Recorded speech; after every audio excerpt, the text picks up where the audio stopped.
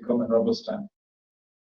The goal of the first Pakistan Global, I discussed with them. The purpose of requesting all of you to join over here in the Reagan House office building, the emphasis in the house is because these buildings represent the first democracy, the oldest democracy in the world, and these buildings remind the world of the liberal democratic order. These buildings inspire, these are beacon of hope for the process of democracy, freedom of expression, human rights, rule of law, and constitutionalism across the world. And First Pakistan Global and all of Pakistanis are also puzzled and dismayed by the fact that the United States State Department over the past 21 months has not been able to take any meaningful position on what has been happening in Pakistan, the way the process of democracy, rule of law, and constitutionalism in Pakistan has been degraded. The United States State Department, unlike the position it has taken on Bangladesh, the position it took on Vietnam, it has failed to take any meaningful position on the situation of Pakistan, despite the fact that we believe, as Brian Miller is here, that how the United States government helped them to secure the International Monetary Fund bailout packages only a few weeks ago. Even having the opportunity of influencing the Pakistani regime in the direction of democracy, the United States State Department and the Biden administration has not done what it was expected of them. Now, I also should tell you that since it's the beginning of the House session and activity after the holidays, the holidays ended on 8th, so the House is very busy. But several congressmen and US representatives have promised and agreed to drop in. They will keep on dropping as they drop in. I will again introduce them, and I'll quickly give you an overview. Abigail Spanberger, the Congressman Abigail Spanberger, US representative from Virginia. She's also ranking member of the House Intelligence Committee.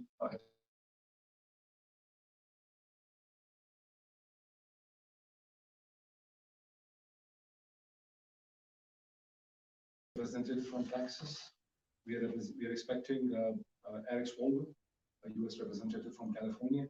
We are expecting Mark Weezy, U.S. representative from Texas.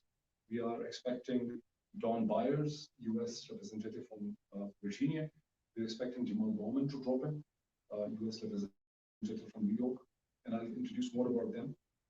And right now, on my left, as you can see, I'm very pleased and very glad that Ryan Grimm is here. Ryan is the bureau chief of Intercept. Previously, he's been the bureau chief of Huffington Post in Washington, D.C.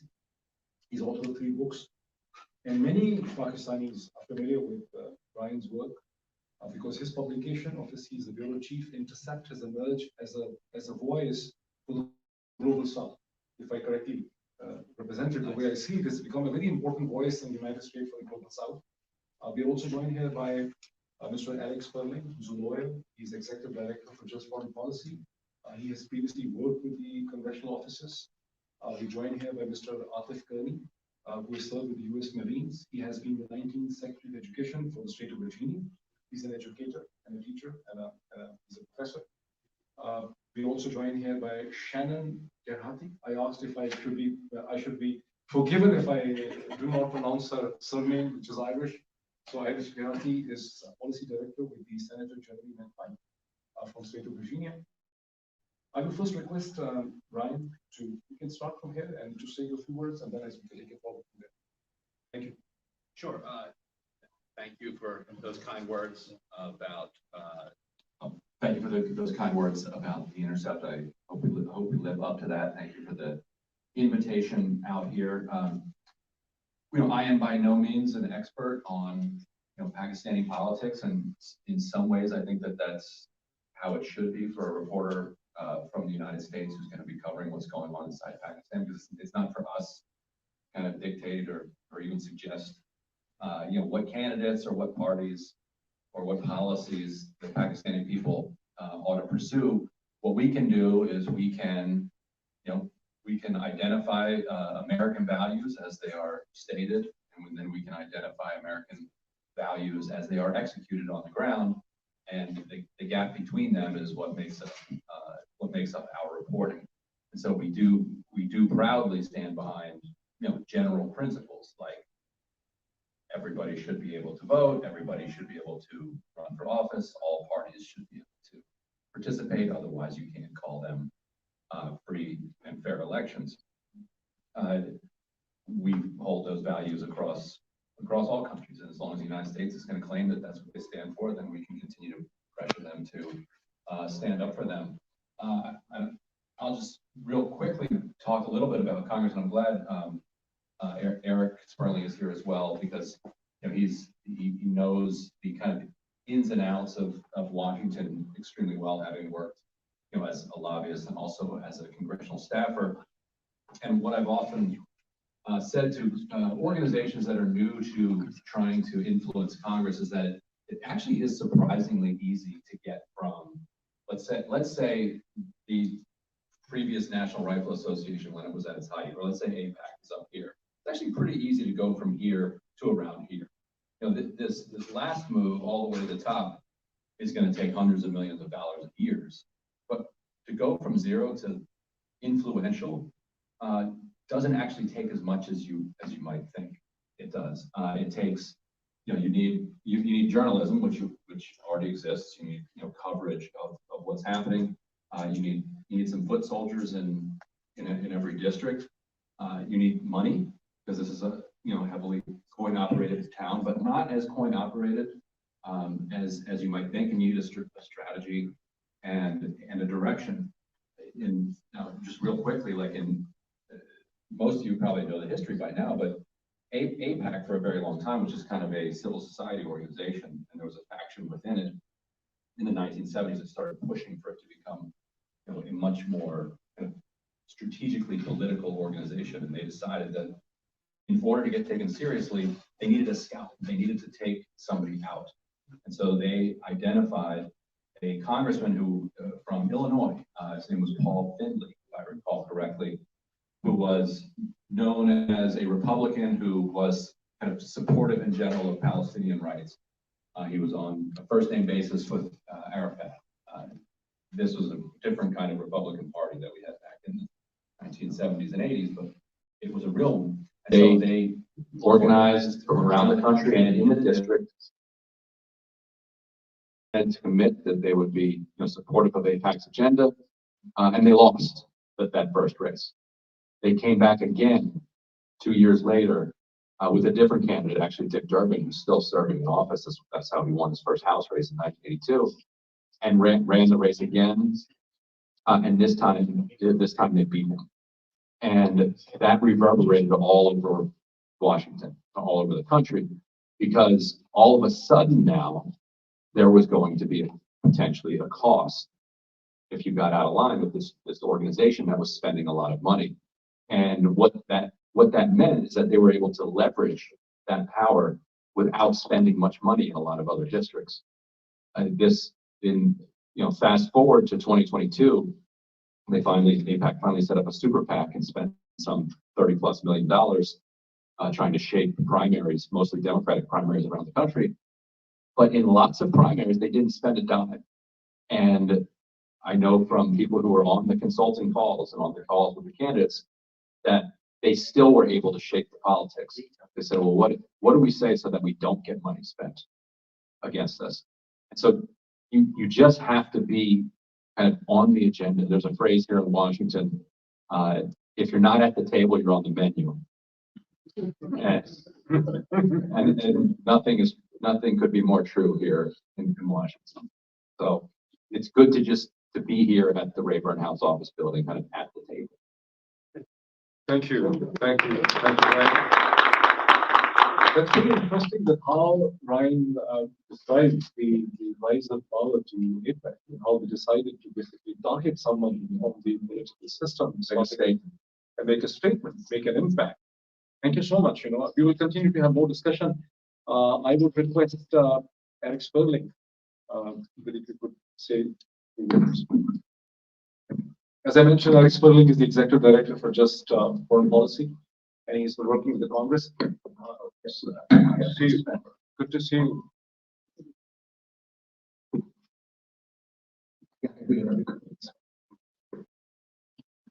to see you. Thank you so much. So, Abigail Sperling,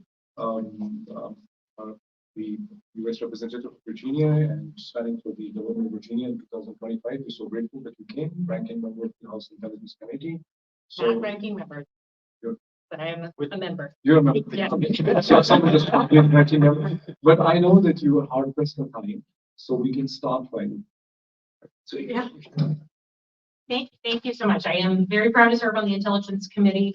I'm really grateful for the opportunity to be here. My name is Abigail Spanberger. I am proud to represent Virginia's 7th District, and I am fortunate to have a vibrant and wonderful Pakistani diaspora community across Virginia's 7th District. And I thank you for the invitation to speak today. We all know that the Pakistani people have a long history of civil engagement and should be proud of their fight for a stronger democracy. We know that Pakistan has faced political instability, tremendous environmental disaster, and an alarming rise in terror. And this has impacted community members and people, so many family members and friends of the people I represent. And particularly in a region where we have seen extremism and authoritarian rule, it is so critical that Pakistan's parliamentary elections move forward to allow the Pakistani people to decide the very future of their country. Pakistani people deserve to live in a country without fear of inhumane treatment by its government, to live without violence against women, without unjustified or horrible arrests of journalists, and without the transnational repression against some of those who speak out against violence. This is important to me as a member of Congress. This is important to me as someone who believes in the power of democracy. And this is important to me as someone who represents members of the Pakistani American diaspora who have family members back home for whom they fear for their safety. Family members or friends back home who might want to speak up about the changes, progress they want to see at home, but are so fearful of what repercussions may occur. And I represent people here in Virginia who might want to speak up on behalf of their loved ones back home, but worry that doing so might cause their loved ones back home pain, trouble, or perhaps just a knock at the door. We know that democracy is fragile. We know how quickly repression can come. And we know that that repression and oppression comes when the consent of the people is ignored. Around the world, we are seeing a slide away from democratic principles. We are seeing a rise in emboldened autocrats. We are seeing an attempt to fundamentally change what had been a global movement towards a more peaceful world. And we cannot let this happen in Pakistan. And the Pakistani people need to determine their own destiny. And your efforts and your advocacy to strengthen and support the democracy on the ground is so vitally important. Your advocacy and your vision doesn't go unnoticed. And I hope that when the elections come, that in Pakistan we will see a strong movement towards a more strengthened democracy, and we will see people feel comfortable, safe, and confident in casting their votes. So I thank you for the opportunity to speak out in support of democracy broadly, in support of the people I represent, and in support of the security and safety of their family members and friends back in Pakistan. Thank you so much. Thank you. We all understand that you are hard pressed for time. Thank you so much for coming. Just a quick question. Before you came, we mentioned here that in the last 36 hours, 2 senior most justices in the Supreme Court of Pakistan have been forced to resign. And one literally, apparently, what the lawyers tell, direct threats to his family, life threats to his family. The other was involved in some sort of forced scandal, forced out. And then the elections, which are apparently held, still people do not know if the elections will be held on 8th February. But the largest political party in the country, has presidency approval rating more than 70% of the people, is not being allowed to participate in the elections. So what we are puzzled and surprised is this, that the Biden administration and the State Department have not taken any position on the situation in Pakistan, unlike the position they took at their position on Bangladesh. They came up to talk of the emergency thing, they talk of a visa policy, they warned, they tried to intervene, nothing like that from State Department. What do you think? So I would hope that perhaps the most recent developments might change or might push the administration to recognize the real challenges on the ground. And certainly in my role as a representative, I will happily, there's quite a few constituents of mine in the room, so I will, if you nod your head yes, I will, on behalf of my constituents, I will follow up with the White House today's Thursday, no later than tomorrow to inquire if the most recent developments on the ground might impact the steps that they will take. If you want to have a question, Congressman. I would just have you before, what kind, because I've also been questioning the State Department. Ability for the interception portion. So at the press briefings, I've been asking the State Department about this exact question. And yes, I'm curious if you've gotten anything more than I have been able to get previously, which is just kind of boilerplate.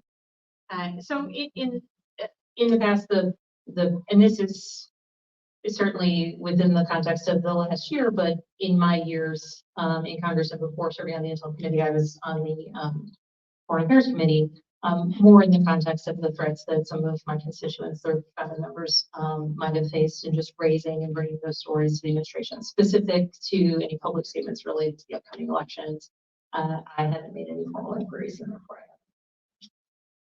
Congressman, I'm so glad that the United States took a very clear position on the threats from India recently, because the Indian government is giving a shut-up call to the Canadians to the US actually spoke in.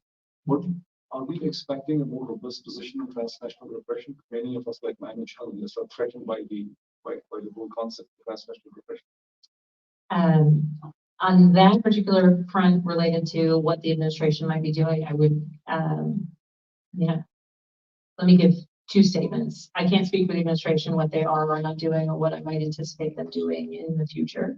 But I think that my opinion and stance and basic principles as a representative and as a member of Congress is that the value of a free press is foundationally important to the survival of democracy and is totally consistent with American principles that we advocate for the rights and the safety and protections for journalists doing their jobs. Thank you. Yeah. Thank you. I have a question. Yeah. Congresswoman, your being here means a lot, because I am not from the 7th district, but I'm from the 10th district. And we wish well to Jennifer Waxton. She's already been there and she's not running again, but you're running for the governorship and we are supporting you. This year has been past 2 years have been very tough for us. We have been voting Democrat blindfolded, right? But now, and you are on a committee which is very important, intelligence committee, and they may say what David Bloom is doing over there, but Donald Bloom.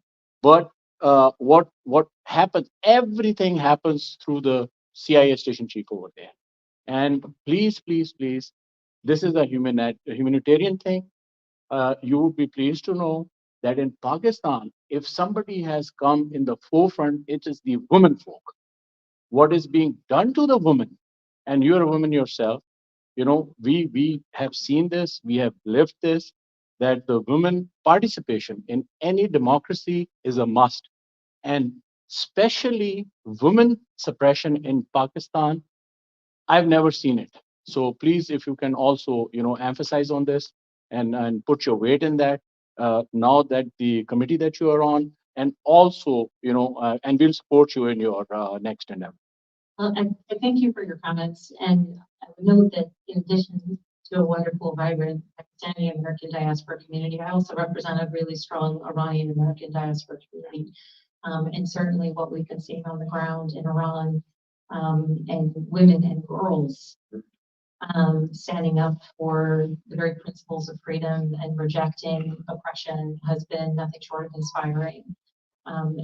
So the work of women advocates, activists, or just everyday women who want to see a better tomorrow at home in their country, be it Pakistan or Iran, or any other place across the world. It really, really matters. And as a legislator, as a mother, and as a person, I find it deeply inspiring. And also, I may highlight that the biggest party today, the PTI and the leader Imran Khan, if you see the article that he just wrote in The Economist, that is again one factor. The women participation and women suppression in Pakistan is very, very important to be, seen by the U.S. government as something which is not to be allowed, and it should be taken in its earnest. It has been read 25 million times. It has been a global record. This piece in The Economist. Economist has tweeted it 7 times, and Economist takes pride in telling it has been read 25 million times across the world. This piece has been 25 million times. Really? They have also written a leader against President Biden that has been read 700,000 times. The best piece. The best one is 25. That's like within a week. Within a week. Within a week. That's why we don't get 25 million, but maybe the first one might have got close to that. No, we were sharing with. No, Ryan is read more in Pakistan than in United States. There is one question here, yeah. Thank you so much once again for coming. I know we've met a couple of times in private settings as well. One of the things that I had mentioned, something that was personal and something that you had mentioned, was that my parents who are U.S. citizens, they live in Pakistan. And recently, when I became kind of active during this time, on social media and stuff, somebody called them and kind of like threatened them that, somebody could come and pick them up.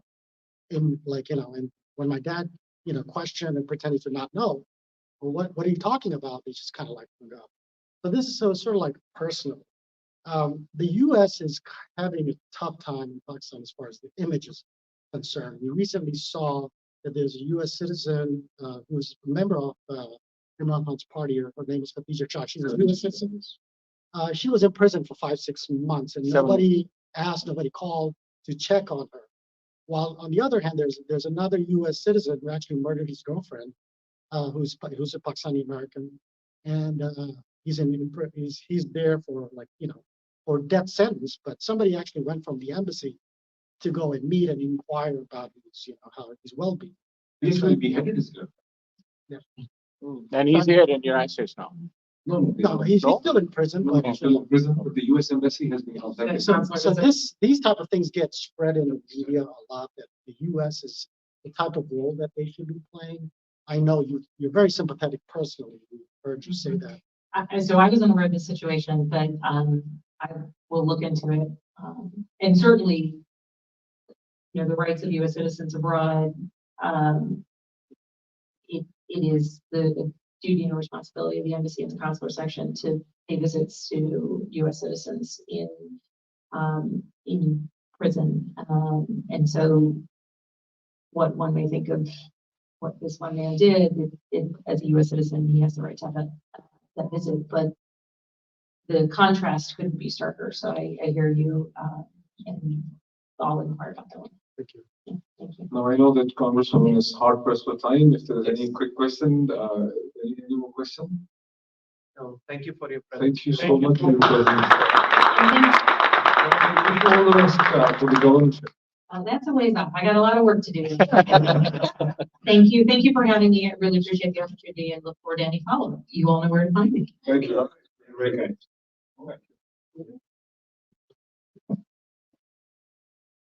So this was Congresswoman Abigail Spanberger. She's from the Virginia, and she's also a member of the House Intelligence Committee. You heard her, and before she came, we were actually requesting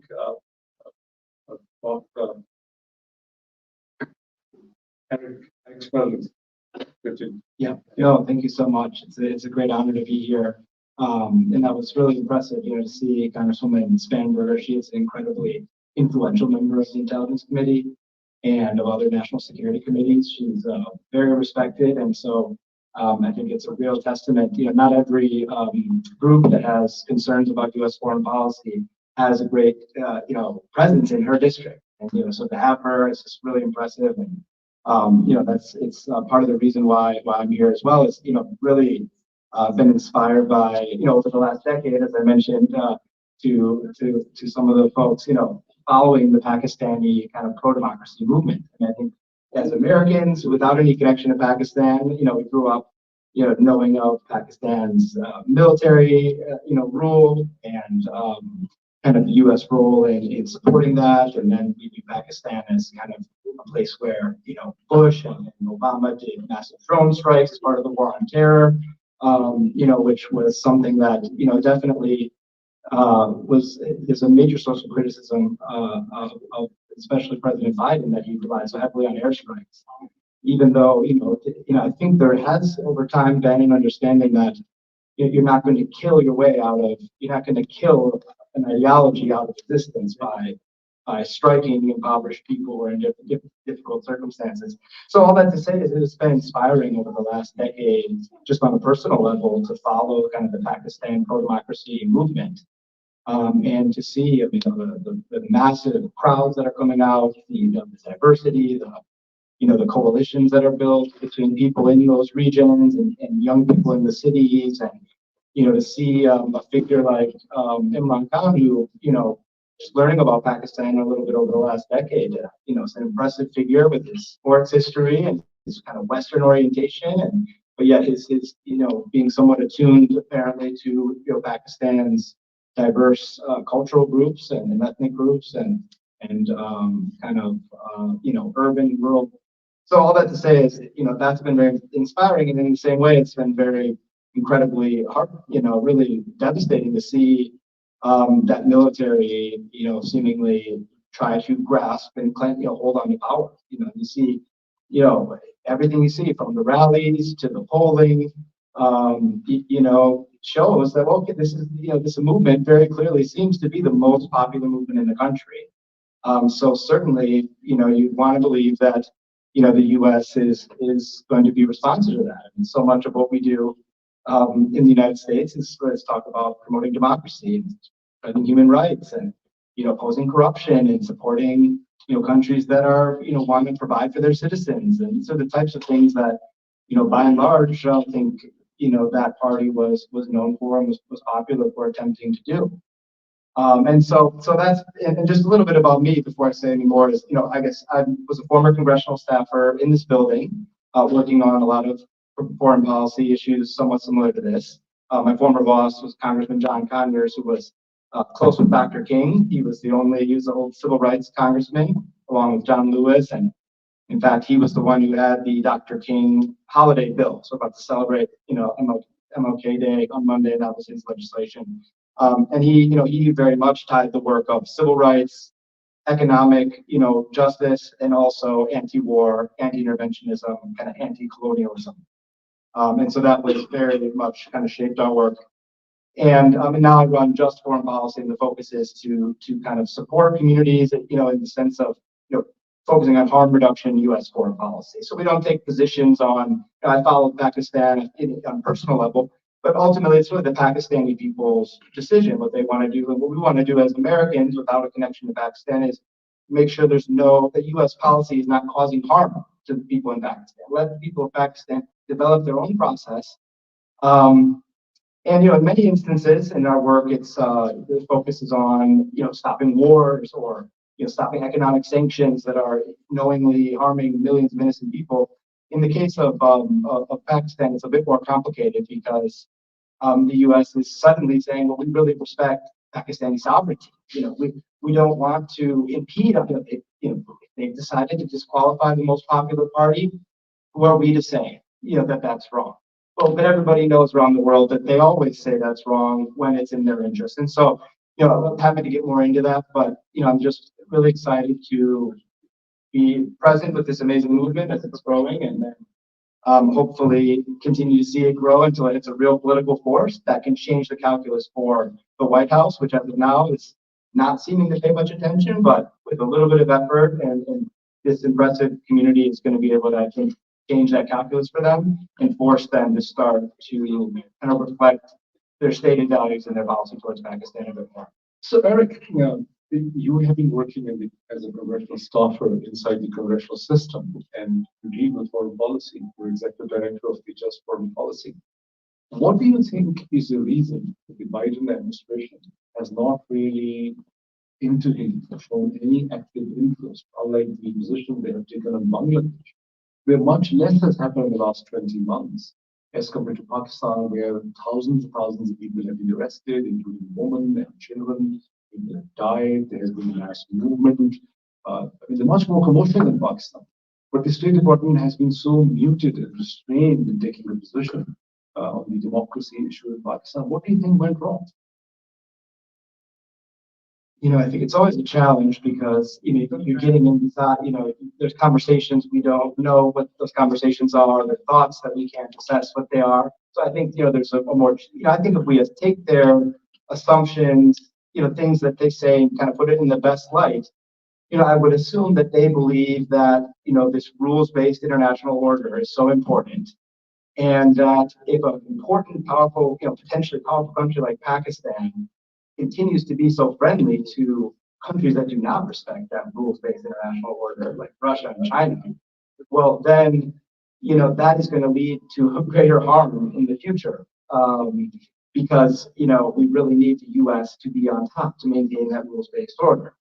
I think that is a position that they may very sincerely hold. I think much of the world does not see the rules-based order that the U.S. has run in that way, the same way. I think people are, looking at kind of the wars and the sanctions and some of the interventionism, and they haven't seen it as positive as the U.S. is, especially now with Gaza. But, I think so in that sense, I think it's essentially, the only explanation is that it's geopolitical. It's geopolitical. So they want Pakistan to change its direction away from China and Russia. Yeah, it's hard to, and I think, I think that's probably, based on the timing of Imran Khan's visit to Russia, the Ukraine war. At the time, they were really fighting to build a global coalition on this. Now, in hindsight, his position looks actually quite reasonable. He was joined by people like Lula and all of Latin America, a huge part of the world that took a neutral position. But at the time, it was right at the moment where the U.S. was really making a push. And so his decision to stay neutral, I think it probably infuriated some folks. And I think the neutral position is the one that, in hindsight, history will look on you see as the balanced position, the fair position for developing world countries, particularly to take. But at the time, I think it was the biggest affront that they could ever imagine from Pakistan, a country that they're so used to having largely. I think for much of the last at least half century do exactly what they wanted. Before we move to Shannon, I would ask if anyone wants a question to introduce yourself as well. My name is Dr. Nagmana Bajwa. I am actually from Maryland. The question is, isn't it in the best interest of US to, so let me take a step back and say that US actually is speaking from both sides of their mouths, right? So on one hand, they want total control in that region, and then they say they respect sovereignty. Those two things can't go hand in hand, right? That's one thing. Second is, for a country like Pakistan and strategic location, isn't it in the best interest of US to be friends with Pakistan, number one, and respect the rule of law, so which can then transcend sort of in multiple different ways, right? So now that they have realized Imran Khan's position was correct to be neutral, what additional steps they will take to correct the harm that has been done?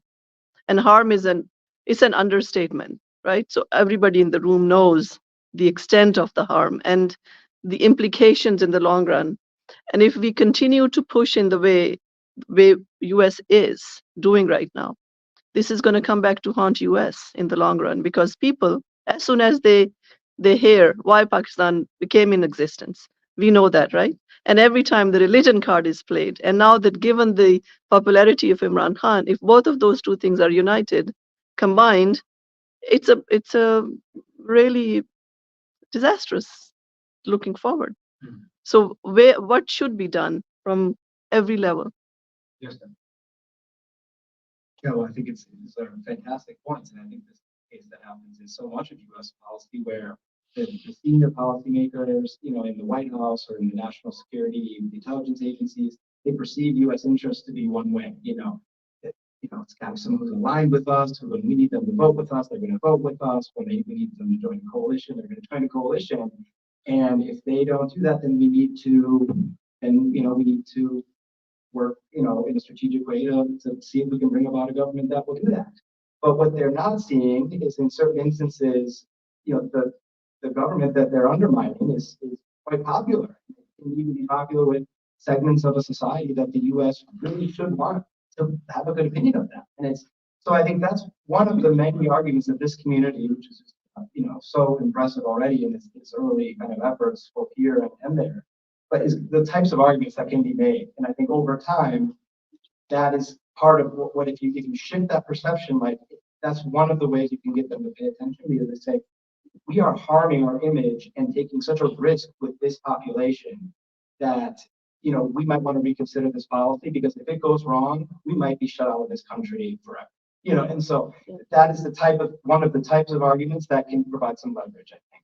In addition to things like, oppression representatives who are elected officials. That's another form. But this is kind of more on the geopolitical side. And so that's what we'll be looking forward to, kind of hopefully supporting this community and bringing that message. Eric, thank you so much. Yeah, you want to say something? I have to leave the brief, but just follow up on this point real quick. No, please go ahead. Yeah, sorry, I have to leave in about 15 minutes, but I did want to follow up on both those points real quickly. And I included, Purchase and I included this in one of our articles, but it was pretty buried. But there, to get to the point about how some of this unfolded, you have to look at the timeline. And as Saeed said, Pakistani diaspora here in the United States votes, for Democrats blindfolded, which means there's no cost for anything that the U.S. government is going to do politically here. And when there's no cost, then you're only driven by other incentives or disincentives. And so Don Liu was brought before the Senate Foreign Relations Committee for one of his regular kind of check-ins with his bosses over there in the Senate. And this was coming as Imran Khan and also Modi were making neutral to hostile sounds about the war in Ukraine. And Van Hollen didn't sound off on Imran Khan, he sounded off on Don Liu. Because what he discovered in the questioning was that nobody in the State Department had even talked to the Pakistani government. And so, or as far as Chris Van Hollen understood. And so he was saying, if you want a particular outcome, from a government, isn't it your job? You're the person in charge of this area. Isn't it your job to talk to them? Like, why aren't you doing your job? It was an embarrassing professional setback for Don Liu. So Don Liu is now angry. And so then Don Liu has lunch with the Pakistani ambassador. Not long after that, Don Liu goes in cranky. Everybody knows about, the dog knows at home that when the dad comes home angry from work, he needs to get out of the living room or get hit with a newspaper. And as brutal as it is to make that metaphor, I feel like that's what the Pakistani ambassador got from Don Liu. But if the owner knows that dog has some bite, he's not hitting him with that newspaper. They're not going to hit India for that. They did not hit India for that. Yeah, that dog barks and bites. So this meeting in which Donald Liu was professionally embarrassed, it took place before his lunch. And that was a public hearing. Oh. Yeah, and it was in testimony, and so that was before his lunch. So, The famous lunch. The famous lunch.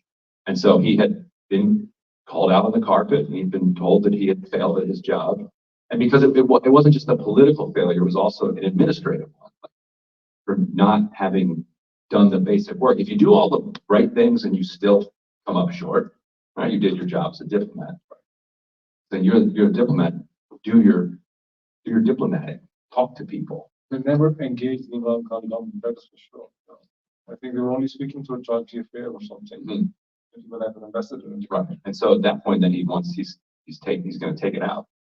Right. Very, very important point. Very, very important point. Yeah, you have a question. So just to follow up on that. So then after the lunch, this cipher, quote unquote, right, came through. what's the now follow-up with John Boo? By the committee where he was questioned, right? So should he not be brought back and said, no, what you've done, you made a big mess? What's the way to make that happen? Well, they have to feel that there was a big mess. You know, if they feel like that this is a mess that is not actually causing them problems in their day-to-day life, then it's not a mess. 250 million person country falling apart is only a problem that's bothering them. This is what people have to realize. I think you give a brilliant example of Paul Finlay, who became the 1970s, but how the APAC targeted him to basically score the point. They wanted to have an impact. They wanted to get someone's scalp. So the Pakistani community has not understood that. They're providing unconditional support to the Democrats. But they have a problem. But on the other side, they have. Right. And so just not voting Democrat doesn't necessarily do it either. That's why picking a target. Yes. And now in the age of super PACs, if a super PAC has $2 million in its treasury, like that's publicly known, and then even if there isn't a large Pakistani population in a particular district, every person running a race knows that $2 million could actually just be spent on television ads in that district and not have anything to do with Pakistan. The ads that APAC runs in congressional districts have nothing to do with Israel-Palestine. They'll poll in the district, they'll find out what's popular and what's unpopular, and they'll tie their opponent to whatever's unpopular. And then they won't even mention, they'll have a different name for the super PAC. It won't say paid for by the United Democracy Project or something like that. And so if there's this $2 million super PAC hanging out just over the heads of every single member of Congress, and then finally gets spent in this district where a person was, particularly hostile to Pakistani interests, and it costs them their seat, then even if the ads are not about the issue, because you're not going to really land that issue in 30-second ads for an American audience, especially if there's no Pakistani population there. But you run the ad on whatever, like this person doesn't like puppies, runs a puppy mill or whatever. But everybody in politics would know that they lost because they were on the wrong side on that issue, even if that issue wasn't the thing that was in the ads. And so then all of a sudden, now there's a cost to this. And so they're gonna think twice about it. They're gonna read the memos about what's going on. It won't be news to them when they learn about things. Intricacies of the US politics. You want to say something? Hard to say, but rather.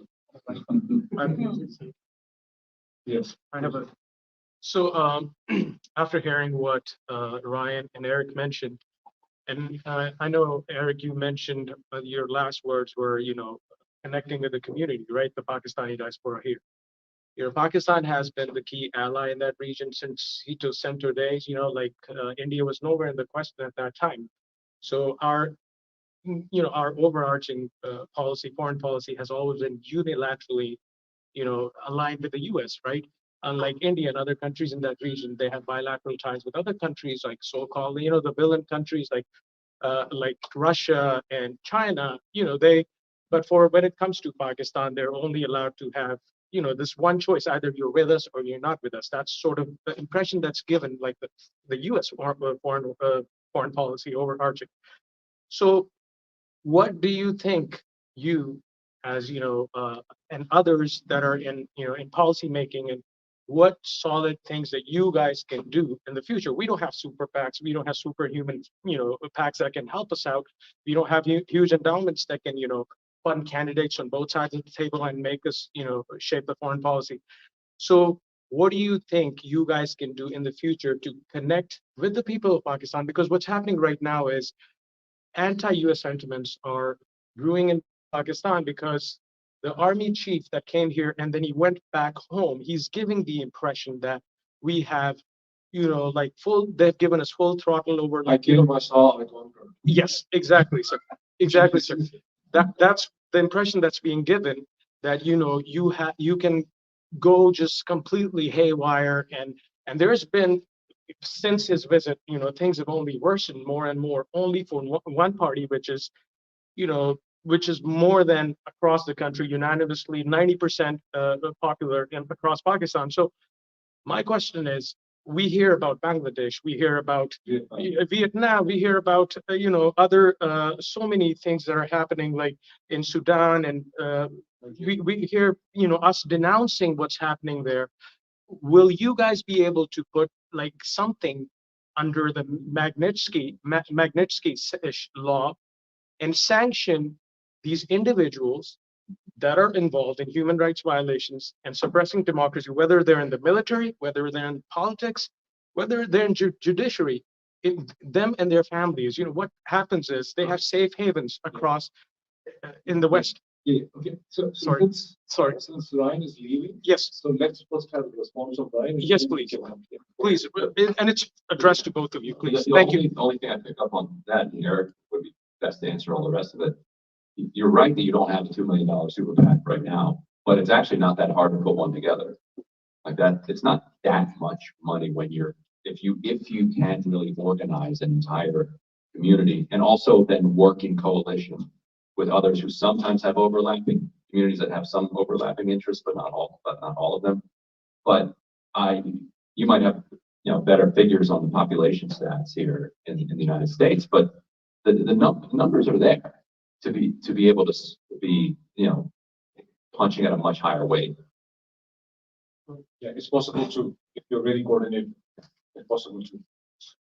Thank you. Yeah. That's So like the Armenian, we are not a whole lot of Armenians here in the United States, but they're powerful. They're well organized, and they are oftentimes going up against extremely powerful adversaries and holding their own.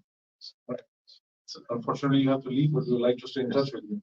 Thank you so much. Thank you so much. It's definitely the way. Keep on doing the stories like Cypher, please, Ryan. Thank you, Greg. Okay, so you wanted to respond to this question. I just want to wrap up by saying that there's Magnitsky law, right? Would you guys be able to shape up a policy? Because people that are on a power trip right now and doing all kinds of human rights violations, they know that they would be able to escape the country and find a safe haven somewhere with all their assets, and they're going to escape the country once they retire in the West. And that's what always happens. Everybody, they just, so what can you guys do to assure the people of Pakistan to shape the policy in such a way that these people would be sanctioned under the Magnitsky law? And, sort of, it's time now that the US needs to reset its clock and align its policies with the sentiments of the public. It's a 250 million population. It's the 5th most populated country in the world. It's not like Congo or somebody that, force can, keep these people shackled. But that's not going to happen for so long. And we fear that after these elections on February 8th, it might lead to a civil unrest situation, because 90% of the popular people, they want to come out and vote for the most popular leader in the history of the world. Yeah. Thank you. Thank you, sir. Yeah, I think there's so many great points there. And also, I mean, I wanted to reflect that, we have a sense of just the frustration, the level of frustration, and we've had this in a few other causes as well, but this is one that it's just so obvious how unjust it is. It's just, how can somebody not see it? Because you come to US Congress and they say, okay, we'll do this or that, but they don't really understand, like, this is an unbelievably undemocratic violation. It's exactly the thing that we thought you care about. And you explain to them, they're just like, oh, that's interesting. Okay, I'll sign. Have a good one. Have a good day. And so why, it's very, very frustrating. And I think that's part of the challenge is, it's just the way that the U.S. global presence, the U.S. is involved in so many places that even the congressional staffers barely pay attention to most foreign policy. So, I think it's very frustrating. I think the Magnitsky idea you mentioned, and in general, just to be clear, I'm just an activist like you, but our role in this movement is to try to help, particularly, movements that don't have access to this place or haven't lived this congressional life that we've, kind of suffered through a little bit. We give advice about how congressional staffers talk about things, how Congress people talk about things, can bring, lessons from other movements. So for example, Ryan Grimm also has covered a lot of our work on Yemen. That's a group that is, there are many Americans. It's not a group with a lot of money. It's one of the poorest countries in the world. And we built an entire movement that had, winning votes in the House and Senate, and that war is on the verge of ending after only 9 years. But, and that the Pakistani American community is starting from a much stronger place. Abigail Spanberger, for her to show up at this event, I mean, that shows that you're starting from a very strong place. And so, whereas, we actually had all but 5 Democrats vote to end the Yemen war.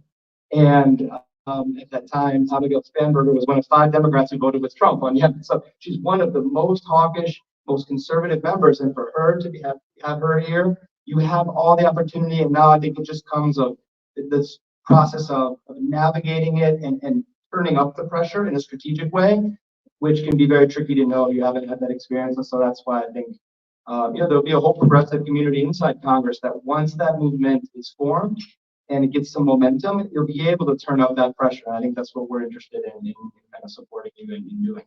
Thank you, Ray. Thank you. So let me also invite Iman Awaz. She's the Deputy Director of Engage. She's a strategist on public policy.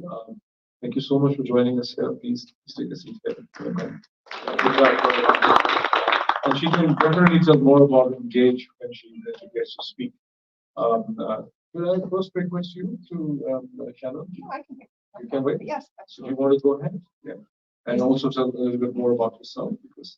absolutely. One of my superpowers is I'm very brief. So I would love to defer more to the esteemed panel of experts. My name is Iman Awad. I am the Deputy Director for Engage. We are a Muslim American civic engagement organization. In 2020, we turned out over 1 million Muslim votes. And I say this because our voice matters. Our voice determines elections. Our voice determines who's in the room with us today. One of the first things that Congresswoman Spanberger said was, I have an active and lively diaspora in my community. So kudos to all of you in her district for being so visible. I have appreciated the sentiments from the panel about the need for the people of Pakistan to determine their own future. We have had the pleasure at Engage of working with First Pakistan Global, although I wish it was under much better circumstances. We came together after many passionate calls from our community focused on the need for free and fair elections in Pakistan. One of our core values at Engage is to protect human rights and promote free and fair elections, both here in the United States, but also abroad. We understand the deep impacts the situation in Pakistan has had, not just for the people living there, but for the families who are impacted because their loved ones are there too. Our goal is to continue promoting and centering these rights while ensuring that the U.S. within its powers stands on the side of democracy and the rule of law as we continue to defend against autocratic threats. I just want to thank First Pakistan Global for including us. I want to thank all of you who continue to let your voices be heard here in the halls of Congress. And I wanted to flag too, as many of you may know, there is a House resolution which is expressing its commitment towards Pakistan. So I encourage everybody to take action, reach out to your elected officials, and continue to push them to do the right thing for the situation that's happening now. Thank you. Thank you. Stay with us. Let me request Shannon Gerhati. She's Policy Director with Senator Jeremy McPike from Virginia. If I mispronounce your surname, apologies. No, it's perfect. Okay. Thank you. Again, my name is Shannon Garrity, and it's my honor to read this statement from Senator Jeremy McPike, District 29 in the Commonwealth of Virginia. I stand with the people of Pakistan who are demanding free and fair elections monitored by the United Nations. The Constitution of Pakistan must be respected and the rule of law adhered to. As it stands, the people of Pakistan continue to endure incarceration, abductions, and torture for their political opinions. The suggestion of reform has further eroded civil rights, such as freedom of assembly and movement. There must be a level playing field for all parties seeking the support of the people. I value the living Constitution in the United States of America. Thanks to the vision of our founding fathers, there's a democracy we fight for and reinforce every day through fair elections and freedom of thought. Democracy must be nurtured. I stand with the people of Pakistan and support their right to a democracy that is of the people, by the people, and for the people. And I'd like to thank First Pakistan Global as well. And just, my background is in education. I was an educator for 34 years. I taught in public school, Catholic school, the Islamic Saudi Academy for 4 years. And I can tell you that as an average American living in Virginia, the White House underestimates how average Americans feel about the issue of democracy. We care deeply about democracy, and we want to see it thrive throughout the world, especially in Pakistan. Thank you. So any questions for Shannon? I have it. You heard Ryan Gray. Yeah. He says, unless the Pakistani community gets to get a scalp like Paul Finley, they're not going to be noticed. Do you agree? Yes. And as Congresswoman Spanberger said, she has a large community of people who are active. I live in Prince William County, and I can tell you that the more pressure that is felt by citizens, regular citizens, to state government and the federal government, the more will get done. It's a squeaky wheel. Yeah, so, write letters, inundate your Congress people, your senators with communications, and that's how they respond. But that's different from taking out the scalp. Yes. Fulfill. Yes, it is. But, I taught government for many years. And when I first got out of college, I worked up here on Capitol Hill as a photographer and worked for Congressman Gadenson back in the early 80s.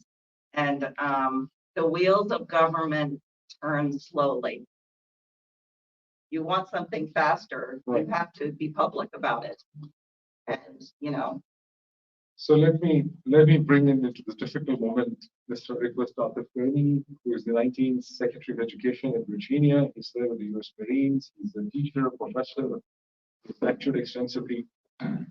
So what are your thoughts? Yeah, I'm an immigrant from Pakistan, by the way, also. So I came from Pakistan when I was 10. So I'm probably the least educated person on the nuances of the politics of Pakistan. So I'm not going to claim to know much about it, but overall, I just want to say thank you for First Pakistan Global for providing a flashlight into the atrocities that are happening right now with the elections. It's a no-brainer that all elections throughout the globe should be democratic and it should really represent the will of the people. And everybody has beautifully articulated that throughout the day here. So the February 8th elections must be done fairly, with fidelity and keeping our core democratic values at the forefront. So as far as the politics is concerned, and really building up power to give voice, Shannon is absolutely right. We've worked together as educators for a very long time. Engage has been doing this for several years and organizing Muslims across the country and has had meaningful impact, right, for a lot of people. So it takes years of organization. I didn't become Secretary of Education for the whole Commonwealth of Virginia by coincidence. It took a lot of years of effort. And Shannon is right. There are a lot of people, including some here, who are very well connected in the Pakistani diaspora with different politicians, whether it's at the local or the congressional level. So one thing I would just encourage you to do is continue to organize FPG, get to know as many people, network with them and so forth, and build the political capital. There's no real playbook. I mean, you can study the APEC playbook, you can study whatever, but I think you have to organically build your own power. And the fact that you have a big social media presence, the fact that you are seeing people come here today and engaging. So can you explain the organically build up? How to organically build up? You want some example? Yeah. So, for example, lot of the things that are happening in Pakistan can be influenced in Congress. So one of the things I would encourage you to do is recognize different pockets in the United States where there are districts where there is a strong presence of Pakistanis. And thinking about, okay, well, how can we organize within those communities and get close to Congress people? There are already examples. I mean, in the Maryland side, I'll give you one example across the river. there's a lot of Pakistanis I know, including my family members, who are very close to congressional members, right? In Virginia, we're very close to congressional members. I have probably half of the congressional delegation in Virginia on speed dial, right? So there are people like us who are very well connected. So I think that you're doing the right steps. You're already doing it, right? You're having these conversations where I've been sitting down with folks in this room the last couple of weeks and learning a lot about the frustrations. But one thing I'll end on is that messaging is also important, and clearly and in a crisp way telling everyone that is also not Pakistani, just Americans in general from all different backgrounds, not just Pakistani Americans, is that what is the impact that the Pakistani diaspora has in what happens in Pakistan. When you see people being locked up because they're trying to conduct a fair election, and we see journalists being suppressed, their voices being suppressed, or you're seeing judges being forced out, that is having an impact on you, on your mental health. Somebody spoke about his personal connection with family that was impacted, right? So those stories get in front of the layperson, and that gets in front of the representatives and tells you that it impacts you. Because the Pakistani people here today, right? You're business owners, you create jobs, you're taxpayers. Some of you might be health practitioners who provide a service, educators who provide a service to our community or society. And if you're hurting and your well-being, and you're thinking about this every day, is being impacted, and if they hear those testimonials, if everybody hears that, it really gets at the heartstrings of everyone. And talking about the Biden administration or any administration or congressional staff, I've managed the state, and I'll tell you, people are so busy. Literally, meetings are 15 minutes and to really give time and show grace and empathy towards an issue, it can be challenging, right? But the way you do that is really building a grassroots effort also in your community, right? So within our principal community, I'll use, for example, outside of the Pakistani diaspora, everybody should know, all our friends and neighbors, that, hey, what are you going through? Why are you hurting? Right? And talk about this. If everybody can articulate that effectively, then it really will have a meaningful impact long term, right? So I will come back to you once again, Atif. Very warm welcome to you, Congressman Greg Casar, Democrat from Texas. Very quick word, Greg Casar is U.S. representative from Texas, the Congressional District.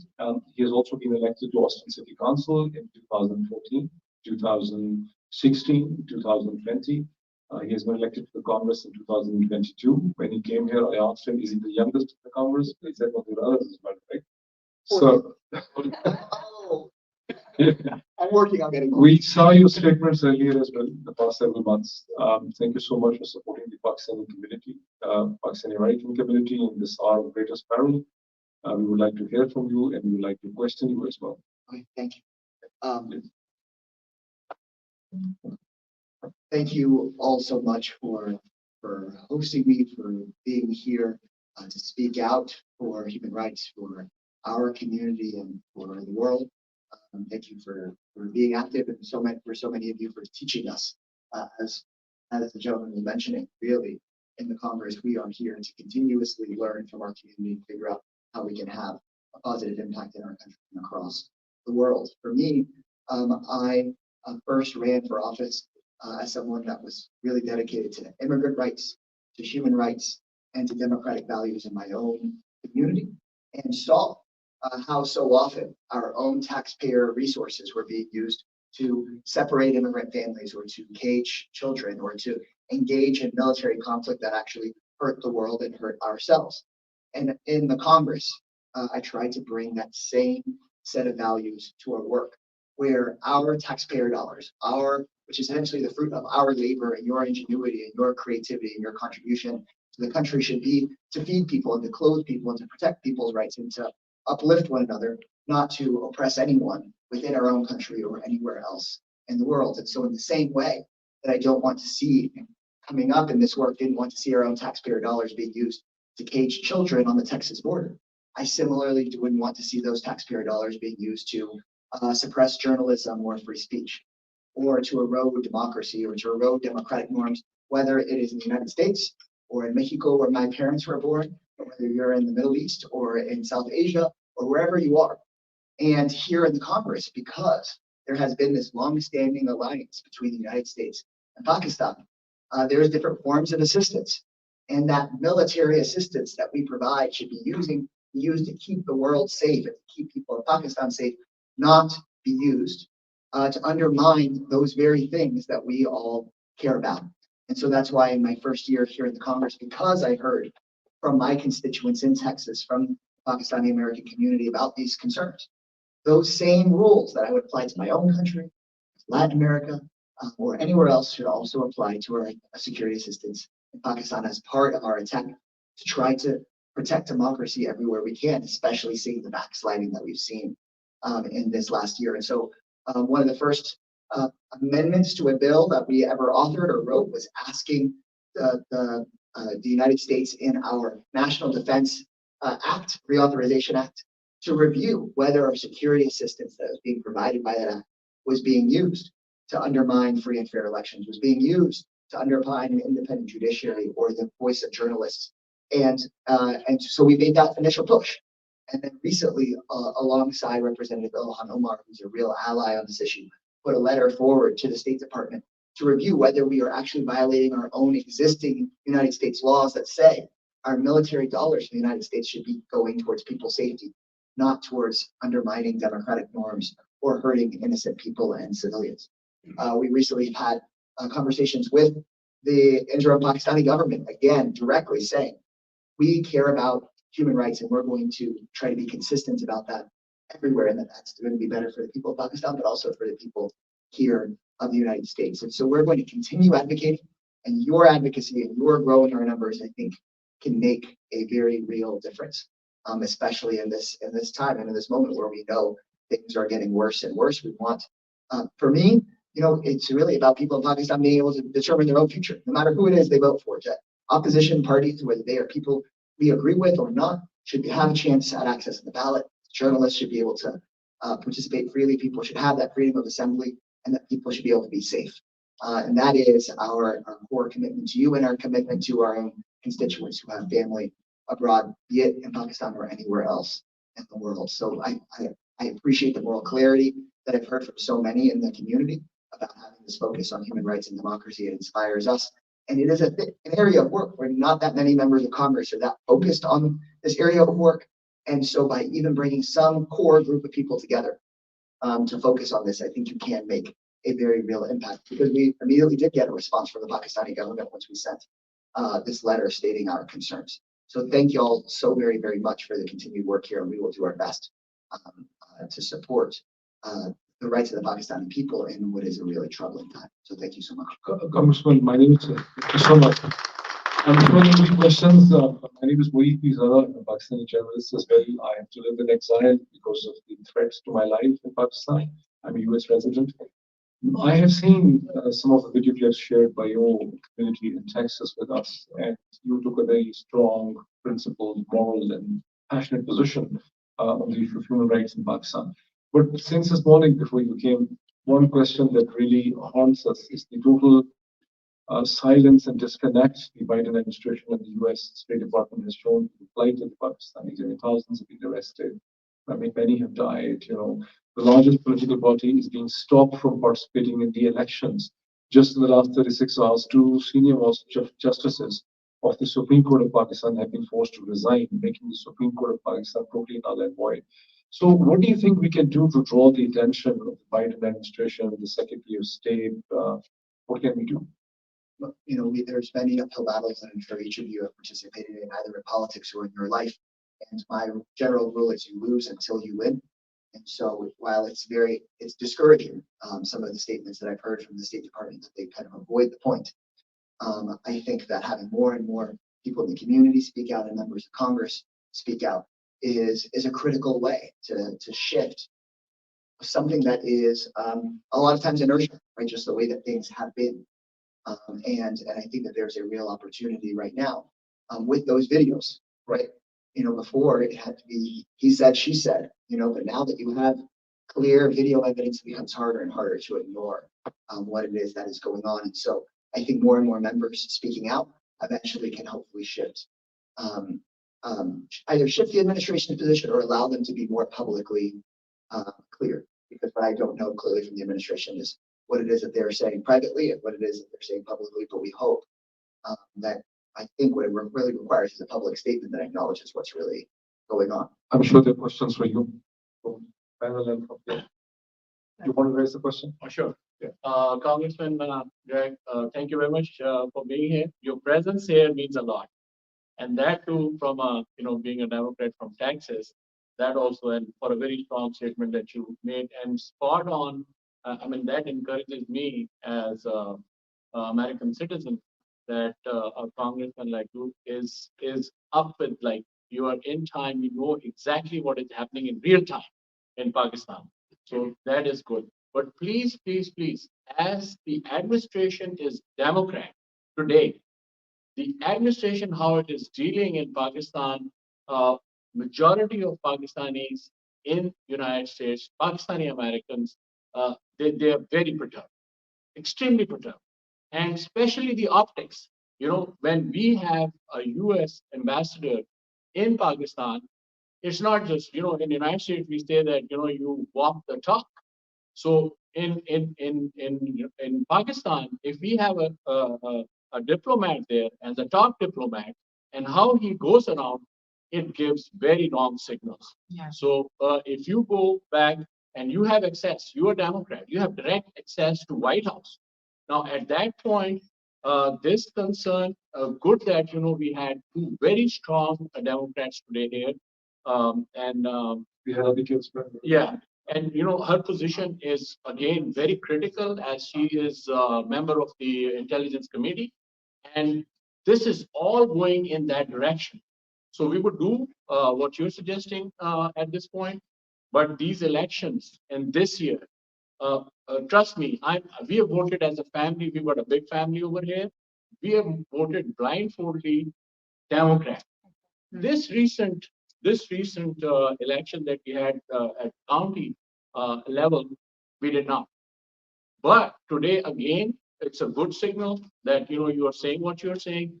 But we definitely want to see that we walk the talk. So thanks so much for being here. Thank you. And I'd be interested in anyone's best reasoning or theories for why they think the administration has been. So long as it would go, you all can always contact. No, definitely. We'll fill you in with that, and we'll fill you in with that very, very direct evidence, and it's plentiful.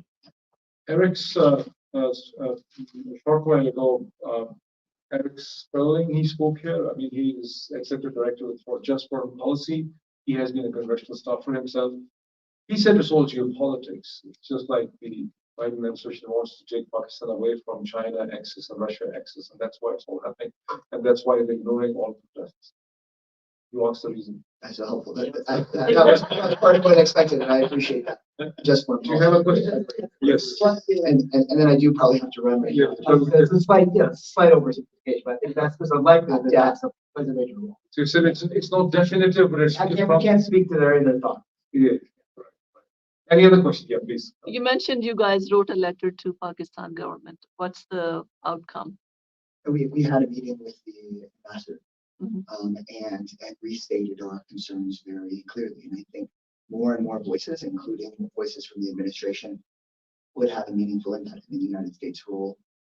Pakistan is longstanding, and so this is the place where we have the most influence. Right? I don't think that we all figure out how it is that we can make the biggest difference that we can make. So we wanted to make sure we communicated directly by a letter, communicate directly by a meeting, and also. I do think that the administration then taking the step would be at least the most that we can think of doing. Each of us has to figure out how it is that we help with the country. At this point, the minimum the administration can do is to ensure that the largest political party is allowed to participate in the elections. The elections in Pakistan on 8th February will be totally meaningless. Just like the Bangladesh elections are totally meaningless, right? No opposition has been part of the election. It's hard to say it's a free and fair election if the entire party and its members are excluded regardless. The State Department has taken a position on Bangladesh. They said they think it's not a free and fair election. They think it's not a proper election. But in case of Pakistan, they're silent. Even if the facts are similar on the ground. Much worse. Much worse. Not similar. Much worse. Yeah. Sure.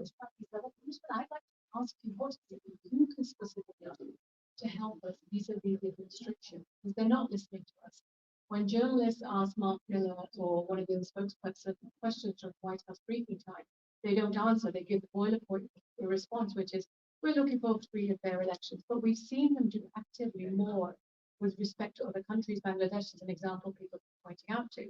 So we know they're not doing enough and they're not interested. We don't understand why they're not interested. We have our own views why we think they're not interested, geopolitics being one of them. But if we ask you as a member of the Democratic Party and as a congressman, what can you do to make the administration listen to you and your constituents? I think we need to present the most persuasive arguments, both on the policy merits, on the geopolitics, and on the actual electoral politics, as you said, sir. And I think that the larger the group of members from a variety of parts of the country, because I also represent a significant Pakistani American community of that community.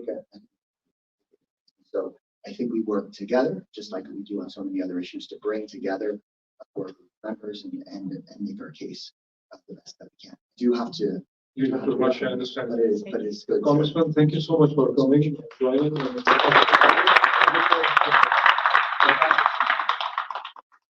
Thank you. There was Congressman Greg Tissar from Texas. You heard him. Thank you so much once again for his presence. His presence actually matters a lot. We had a detailed Span brochure as well. I wanted you to actually question the first thing. Question. The question the Congressman. About what? About what you were actually describing earlier. I thought that because. I mean, I think the questions you all are asking are much more intelligent, frankly. So I think that honestly, frankly, what everybody's already said this, but just continue to organize and raise awareness here, because one thing is that the United States does have influence a lot over foreign policy, but one thing I'll tell you that is inconsistent. It is unfair, but we can do it. So I'm going to personally make a commitment to have deeper conversations with a lot of the friends here in this room to see, well, what can we do further as next steps, because I was talking to Brother Ishtiaq about, and Dr. Swan, like, can we do next round of meetings with some U.S. senators as well, not just House members, but regularly discussions, especially with what's happening in Basel with Senator Kaine and Senator Warner, for example, right? And have regular, conversations with them, meeting with them one-on-one and small group meetings. But I think that within the Pakistani diaspora in the DMZ area, especially, with the couple of U.S. senators, we can set up those meetings and have meaningful dialogues, because I think they have a little bit more weight with the administration when they write a letter and inquiring and saying that, imagine if two senators from Virginia were to reach out to the president and say, well, look, we have these fair elections, the elections coming up that are not fair, right, in a couple of weeks. What is the administration thinking? I think that carries a little bit more weight. So we certainly have the ability to do that. And I think that there is a sense of urgency to move forward on it. We can do it. For sure. So my question is to you and to Eric. If the State Department had only made a half statement that we are concerned on the absence of level playing field on the Pakistani election, or the largest political parties not being allowed to participate, which is clearly not being allowed to participate. In case of Bangladesh, the opposition boycotted the election. In case of Pakistan, they haven't boycotted, but they're not being allowed to participate in the election. So there's a small statement from State Department, a 30-second, 60-second statement that we are concerned that the largest political party is not being allowed to participate in the election would have made a difference. But State Department has not even said this. People do ask them the questions every day, but they're not making a position. Well, I think their concern, and this happens in other countries as well, is that it might not just make a difference. The entire thing could come crashing. Now, when you have such an unpopular kind of group that has taken power, it's hard for people in the US, I think it's hard for people in Pakistan to know how much staying power does this regime have.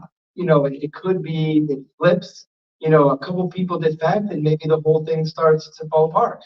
And that's why the US role here is so problematic, because on one hand, it's not directly, the US isn't sending in arms or helping them jail protesters that we know of right now, but it's that political and diplomatic support that is really everything. If the US even started to signal that support was being pulled, then the opposition, the Democratic opposition, I think we can pretty safe to say, would say, look, U.S. support is being pulled, and you could start to see defections from essentially the regime. So that's why the U.S. is concerned, because they don't know how fragile that regime is, and they don't want it to fall back into, essentially what they view as anti-American hands. And so I think that's why they're trying to say nothing, because they know anything they say, the tens of millions of Pakistanis will probably share that and talk about that, and it will create new momentum that will only boost the protest movement. And so that's what I wanted to say is that hopefully over time we'll get to talk with all the leaders and activists. There's so many brilliant people just making comments in just this room. But there's also, I know there's the Pack I've learned about them, really impressive group, and there's so many good groups. But one of the benefits I think is, and one of the challenges is that so many different people around the world deal with U.S. policy, and there's similarities in their struggle, but they're not always connected. And I think that's the challenge for this community now is you have not experienced this before, but there are lessons in other movements that other countries have gone through. And so I think having those awareness of those movements and those strategies can help you go into the senator's office or House member or Congress member's office and say, look, you did this for this situation. Why can't you do that in our situation? The situation is similar. Can you take this same action? But if you go in and you just say, how can you help us? They say, well, we can do this, and you say, well, that sounds pretty good. But you don't know that actually another group was able to get them to do way more and go way harder. And so I think that's the role that hopefully by kind of connecting this impressive movement, which is starting at a very high place, to these other movements that have had success, I think can help to kind of shine a path forward about how you can get that administration to stop giving those horrible responses that just embarrass. So you expect that somehow that our voice is reaching the administration, the Biden administration? Unfortunately, it's not yet. And that's, you can tell that by the way that Matthew Miller just gives the most unbelievable response, where it doesn't. I like the word unbelievable response. I mean, it's as if he's never heard that the most popular politician in Pakistan is in jail. It's like he has no awareness of that, and he has no awareness that there's polling. It's the most popular party. It's not really disputed. He says it as if he has no awareness. So either he has no awareness, which would be really pretty bad. So I met someone in his team, yes, and 3 days ago, and they were very upset that the Economist article, Imran Khan has again mentioned Donald Lu. And they said it has been read 20 million times, and this is very unfair on us. And this is not helpful. So I asked him, so what is helpful? I mean, what have we done in the past 21 months? I mean, I like when you say that unbelievable. So he wasn't total innocent, total disconnect. The State Department is posing and acting as if they don't know what's happening in Pakistan. But they don't want to. Yeah, I think so. I think it's hard to speculate, but I'll also tell you, being inside from the government and so forth is plausible deniability. So they're also pretending of not knowing. But I think that if you really want meaningful action, getting engaging more congressional folks throughout the country, whomever the context we have existing, and just getting in front of them and them applying pressure on the administration, because that's really something, because you have a limited amount of time to do that, especially the elections kind of around the corner. And asking a fair question, this is not about just supporting one individual or one party, right? But asking a simple question is that why is there not a fair election being conducted? What are those violations? It's a fair question. So. But Nathik, where is the plausible deniability when the United States maintained one of the largest embassy in Pakistan, right? Perhaps after China. And they have a very active ambassador, Donald Bloom, who's having a selfie opportunity with every politician. He goes on to meet the chief election commissioner. And the chief election commissioner, after meeting the US ambassador, refuses meeting the president of Pakistan. Right? So this happens. He goes on to meet the police officers. He goes on to meet the Inspector General of Police in Punjab, who's responsible for all the violence against the people. He is continuously meeting with one politician from all sides. But the US Embassy, of course, is reporting the State Department what's happening in Pakistan. They have excellent research and collection abilities. Yeah. So, I mean, there's no plausible deniability. They're just trying to ignore. Yeah. You want to add something? Well, there are very powerful interest groups in America, and there are some very successful ones, and they're successful because they can get Congress to do what they want. And the way they do that is by inundating Congress with emails, with phone calls, with letters, so many phone calls that it crashes the phone system. You have to work, as Adam was saying, on a grassroots level and get people to do exactly that. And then Congress takes notice. Once Congress takes notice, then they're like, oh, this is an issue. There are people sitting in these offices during the day waiting for you to call. They're waiting for you to take action. So if every one of you went home today and did something, that you would have more of an impact. That's how you get things done. You see, yeah, go ahead.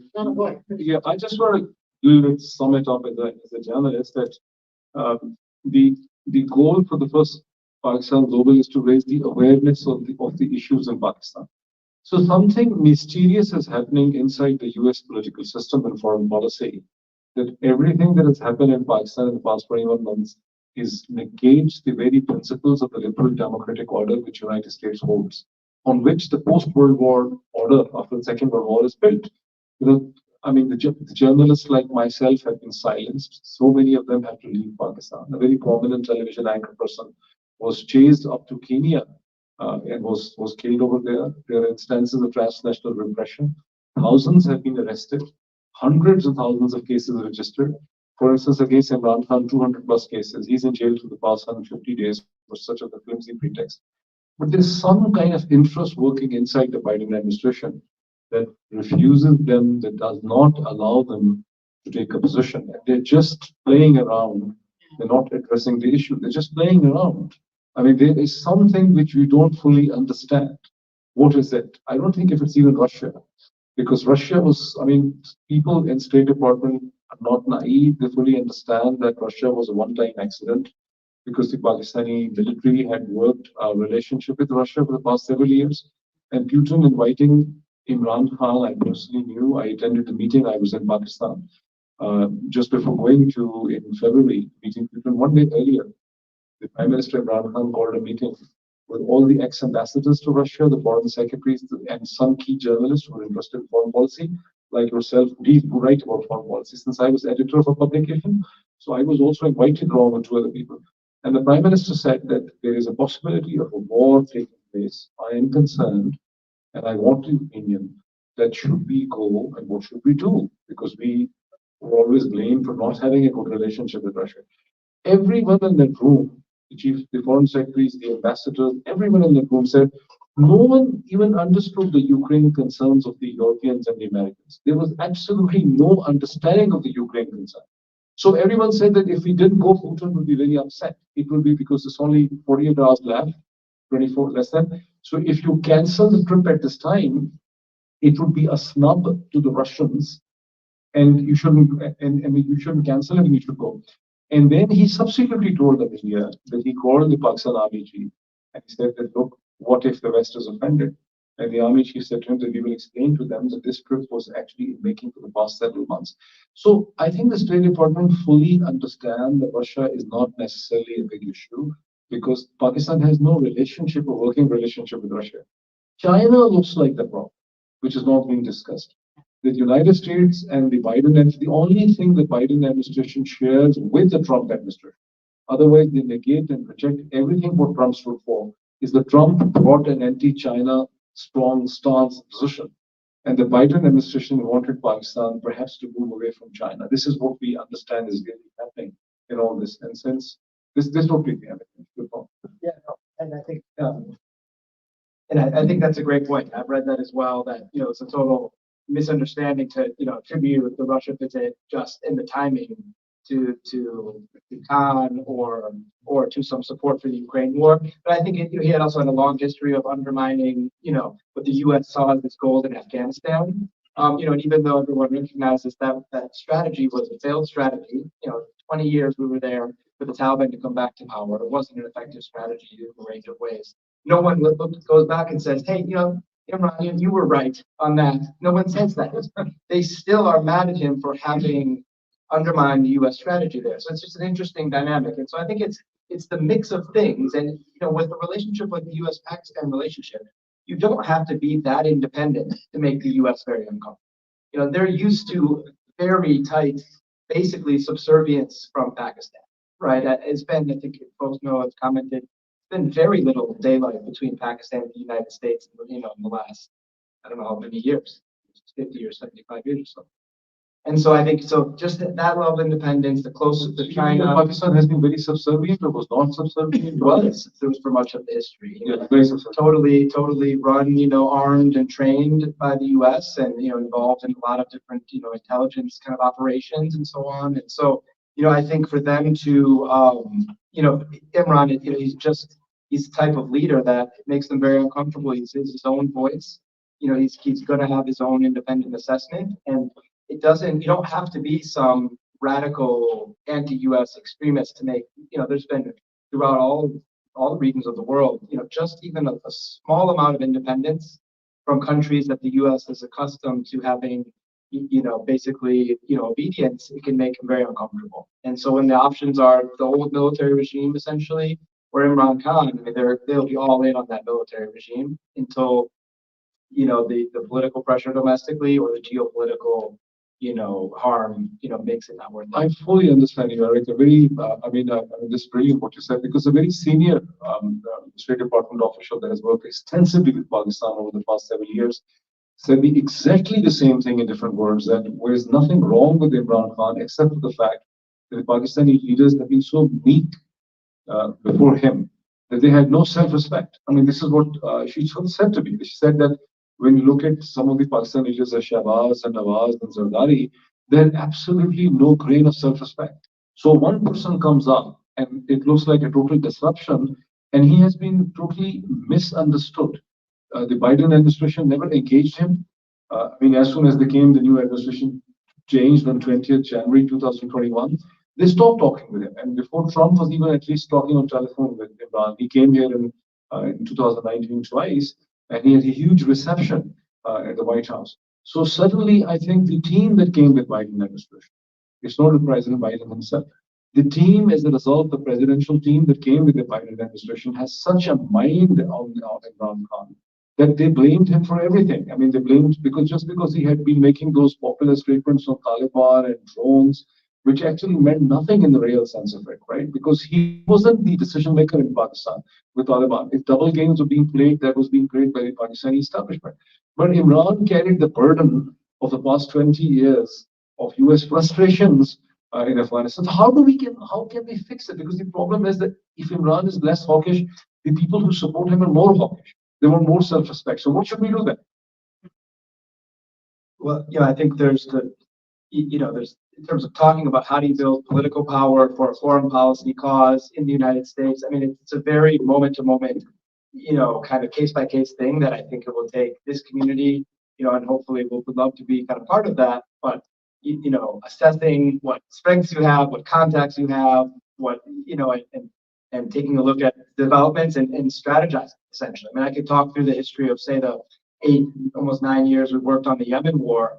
And it's every week, every month, you say, okay, what's the news? What's the state of play? What's our next move? And each time with an eye to how do you expand that group? How do you increase the pressure? Sometimes you're making the group of supporters in Congress bigger with a strategy that gets more, maybe you have a vote on, say, like what we tried with what Congressman Kassar tried, a vote on a study. Republicans blocked it, but had it been a Democratic House, we would have a vote, and we could have had maybe 250 people say, yeah, well, let's study Pakistan's human rights. So it's very weak, but you get a big number. And then there'll be other times where you want to take that core group that you have and escalate the tone. Start to really make a more aggressive tone that turns the pressure on by making arguments that really hit. And there's a lot of arguments that can be made to the administration right now that could be very harmful for them at a time when they're backing what the International Court of Justice today is considering a case calling what's happening in Gaza a genocide. And the U.S. is saying we're defending the rules-based international order. If the embarrassing situation. It's been embarrassing. And then the Pakistani community could come and say, start to turn up the pressure and say, why are your words not meeting, and kind of doing that process of saying, why are your words not meeting your actions? The U.S., and start to turn that pressure up where, where they feel like they're being called out for being dishonest in a way that, like we said, could over time make them feel that they're risking their relationship with people in Pakistan. So there are different tactics, but I think it's not something you could decide just in a room. It is something that the core group of people in a community who are leading and who have their supporters can continue to strategize on, working with their allies in Congress and allies in DC to kind of formulate those plans. And what's interesting about U.S. foreign policy, one other thing I'll say quickly is, you think, well, it's such a big government, so much going on. The reality is there's just a core group of not that many people inside the U.S. government that are actually running that policy. So like on Yemen policy, for example, you think, oh, it's a huge government, huge military. It's really just like 3 people between the NSC and State Department. And then from the coalition that's on the pro-peace side, it's just us versus them. It's like 6 people on each side. Brilliant. And strategizing, and they have a lot of advantages. They have a lot more money. But I think in the case of Pakistan, it's a big population, millions of brilliant, educated people. It's a pretty big asset that is going to be hard to contend with once it gets organized. Yeah, brilliant. I just want to bring him on. Yeah, go ahead. Yeah, no, I just wanted to echo the sentiments on specifically strategies that I've heard. Because there's kind of 3 major things I've heard really echoed in this room. One is, number one, the advocacy coming from the community. Number 2, the call for the equitable application of American law. And third, accountability. And what does that all look like? And exactly, the Pakistani community has to be front and center in what that looks like. And there's a lot of resources and organizations, including Engage. One of our jobs is we're on the Hill, and you're absolutely right. I'm an incredibly nosy person, and one day I noticed there was a whiteboard with check marks, and I asked the staffer, what is this? They said, oh, we take note of how many phone calls we're getting on specific issues. And that is absolutely how they're determining a priority. So not only do we have to inundate Congress, the House and the Senate on this issue, but we have to be deeply strategic on where are those levers of power. And fortunately, when I was looking up the House resolution, you guys are leaps ahead. It's a Republican lead sponsor. We have to look at this. We have to put it over the finish line. Folks may tell you that House resolutions are non-binding, which is true, but it expresses the sentiment of Congress, which carries weight within the halls of the Biden administration, which eventually could lead to that kind of narrative shift. Yeah, I mean, thank you. You have worked with the state of Virginia, you work with Virginia, you have been working as congressional aide, and you deal with foreign policy. There's an interesting statement which you made that there are very few people, 6 people on this side. I suspect that looking into the human resource that is devoted in Pakistan within State Department, Biden administration is probably not even 10, right? So there are just like 10, 12 people who are dealing with Pakistan. There is not a larger focus or community that understands Pakistan. So once a misunderstanding creates, as it is, because if there is an issue of a certain balance between India and China, which is Washington's concern, this should be openly debated, right? This should be openly debated, and the best thing to debate is with a popularly elected government. This is what United States concerns are on China, and we want you to engage in get better. But this is not being debated. Everything is happening behind the scenes. I mean, what's your take on that? Yeah, no, I think it's a great point. And when you think of how Matthew Miller can get away with something like that, I mean, do you think he goes back into the hallway and a Pakistani American staffer says, "Hey man, why are you saying that? Don't you know anything about Pakistan?" No, there's not really. I suspect there's not a huge amount of that going on. It's a world where he's in a bubble where everyone he knows says, Pakistan, we need them to be our ally. And Imran Khan he's really, too close with China, Russia, so that's the world that they're in. But I think pretty quickly, especially again, like we had more challenges, say with the Yemeni, the movement in Yemen. The group that they're waging a war against, that the U.S. is waging a war against, is a group that is like a religious fundamentalist group that in many ways is extreme. I mean, that's not the case in Pakistan. You're dealing with a secular, relatively secular, educated, Western-oriented person, and so I just think there's just a lot that can be done, and the movement is primed for growth. And I think what should be considered is perhaps bringing all the groups that have a base here in the U.S. and are focused on this issue, maybe to form what we've done in other cases, an advocacy coalition that can kind of meet regularly, talk about advocacy strategy and plan together, and that way we can harness kind of the full power of all the groups together. one thought. You want to say something? Yeah, I was just looking at the roll call. Lucy, you want to say something? We're so close to each other. Mr. Jamal, Madeline, whatever, I'm the trustee of the health department for the past several years. I appreciate your comments, very candid, truthful statements, and they struck us very much. We realize the State Department is not helping the U.S. economy, not playing for the U.S. interest. And that's an important point. I mean, they're not serving the US interest. By alienating 240 million people, who will be helping? Do you remember Katrina? During Katrina, Joy Bush made a comment about the director of FEMA. You're doing a heck of a job, Brownie. Remember that? Yes. This is exactly what happened when the military man from Pakistan came here. And Blinken did the same thing. And that guy goes back and goes, why? Because they think the United States. So I don't want to put on spot. The comments from your congressman were very, very helpful. But the comments are one thing, but State Department is completely different. So that's where we need to have. The State Department is creating, by lack of understanding of the situation in Pakistan, they are creating an Iran-like situation where throughout 60s and 70s, they have been supporting the Shah, not understanding the mood, the temperature, the frustration, the new demographic change in Iran, right? And still the United States is now suffering for the past 40, 50 years, since 1979, of the consequences of the neglect. For instance, you were here when Ryan Grimm told that it was a huge, colossal administrative failure on the part of the State Department. And because since I was a journalist with a lot of access in Islamabad, the US embassy never told the Imran Khan government or the Pakistani government they don't want them to go to UK. They had only charged the affairs. And then no one at the proper level contacted the Prime Minister's office or even the NSA. I checked subsequently.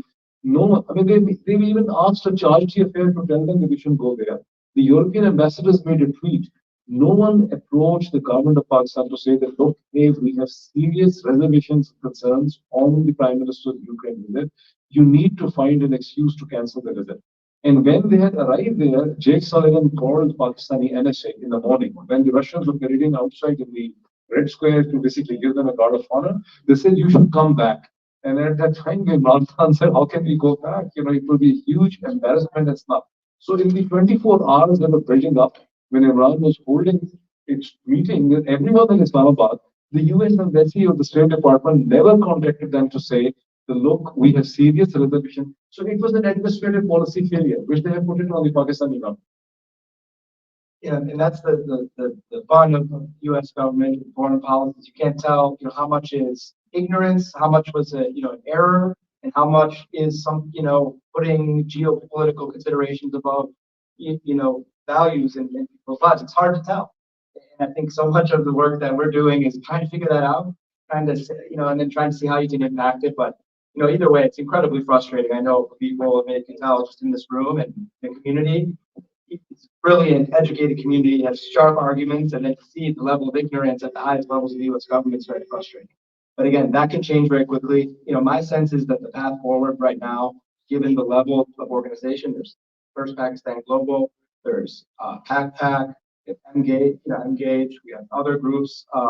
It should be to maybe form an advocacy coalition to meet and kind of be able to, have, share ideas.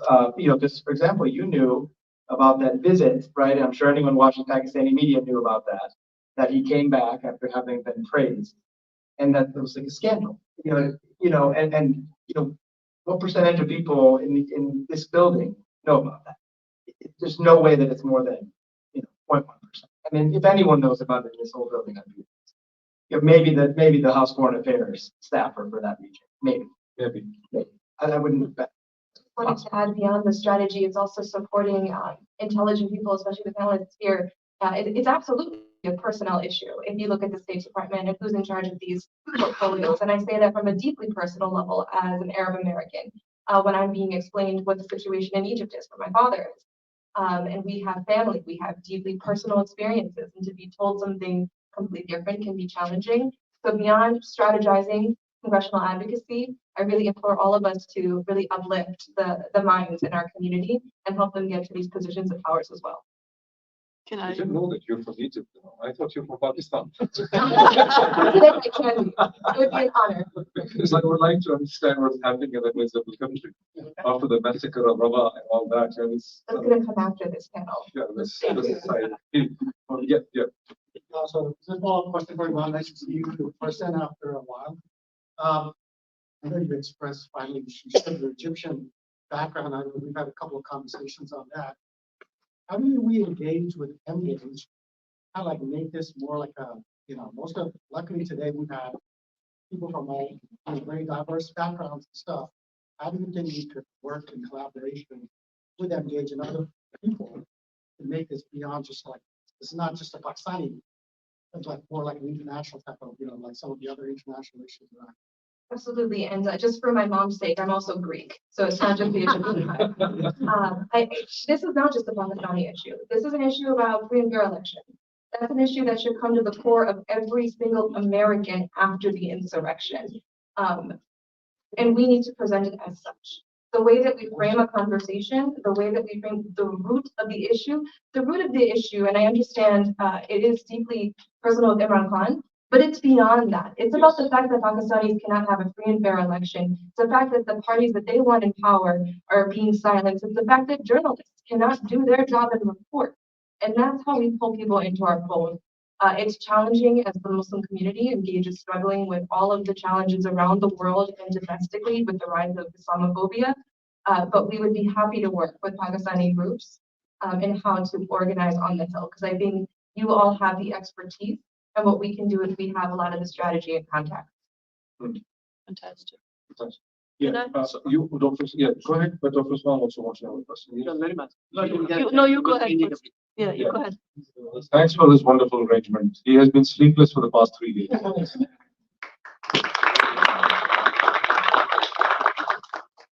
Thank you so much.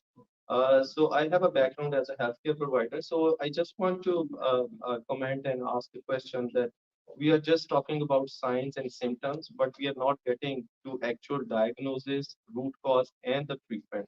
So if we can actually discuss like why the Pakistani system is collapsing, why there is so much suppression. So I think we need to discuss openly that all this chaos or mess is because of the institutions. They are going beyond their constitutional limits. So if we have establishment, they are interfering with the other institutions. They are controlling the other democratic institutions. Right now, the constitution in Pakistan is abrogated, because they did not hold elections at that time within 90 days. All the caretaker governments, they are illegal right now. And if we, I think, have to go, we need to do a kind of a truth and reconciliation. We need to write a new social contract. We need to make sure the establishment stay in their boundaries, and judiciary, they have their responsibilities, and civil bureaucracy, they should stay in their limits. And then the politicians, they have to play their own role. So until we get to that point that where everybody respect the rule of law and constitution, we'll be going in circles. And it's already 75 years. Pakistan is going right now, it's like nose down. Before we used to come here at the Hill, we're doing human rights advocacy for Kashmir, for Palestine, for Rohingya, for Uyghurs. But unfortunately, right now, we're sitting here and then just asking for those human rights and civil liberties for Pakistan. So what you guys you think about that, if we come to the conclusion, if there is one thing which can really solve the problem? Thank you. Yeah. So who wants to respond to that? You want to respond to that? I endorse and agree with everything Dr. Usman. So there are, of course, the two dimensions. One is the internal collapse and failure of the Pakistani politics and societal systems, the governance system. The second is this interface with the US power system. So most of the time, what we are basically looking is that how United States has certain interests which the Biden administration understands. Biden administration is not spelling them out. This is what the problem is. And there's a lot of confusion and misrepresentation and miscommunication in between as well. For instance, popularly elected government that had to hold the election in 2022-23 had been removed in order to achieve something. But no one really says what they want to achieve. If someone asks me, since I do the vlogs every day, it is a balance between China and India, because the US is now a very close multidimensional ally of India.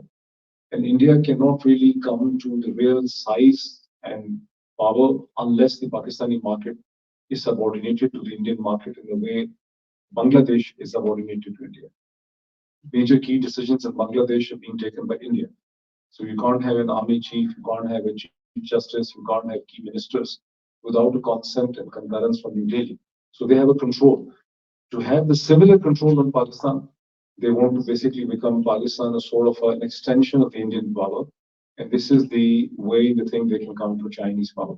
But Pakistanis are not understanding that. They think it's perhaps related to Israel. Israel is not interested in Pakistan at all.